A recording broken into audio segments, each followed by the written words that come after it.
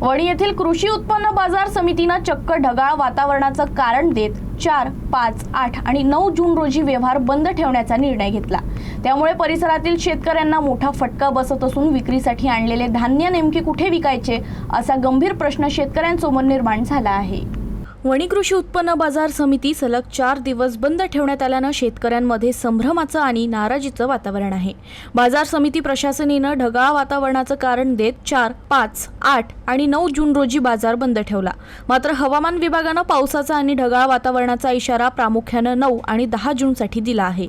अशा परिस्थितीत 8 आणि 9 जून रोजी बाजार समिती बंद ठेवण्यामागे नेमकं कारण काय असा सवाल शेतकरी उपस्थित करत आहेत। अनेक शेतकरी मोठ्या खर्चानं धान्य बाजारात घेऊन आले होते, मात्र बाजार बंद असल्यानं त्यांना धान्य परत नेण्याची वेळ आली आहे। शेतकऱ्यांचं म्हणणं आहे की बाजार समिती प्रशासनाने हवामानाचा दाखला देऊन व्यवहार बंद केले, परंतु यामुळे शेतकऱ्यांचं आर्थिक नुकसान होत आहे। तसंच धान्य विक्रीचा दुसरा पर्याय उपलब्ध नसल्यानं शेतकऱ्यांसमोर मोठी अडचण निर्माण झाली आहे। दरम्यान बाजार समितीच्या या निर्णयाबाबत शेतकरी वर्गातून प्रश्नचिन्ह उपस्थित केले जात असून प्रशासनाने याबाबत स्पष्ट भूमिका मांडावी आणि शेतकऱ्यांची गैरसोय टाळण्यासाठी तातडीनं उपाययोजना कराव्यात अशी मागणी होत आहे।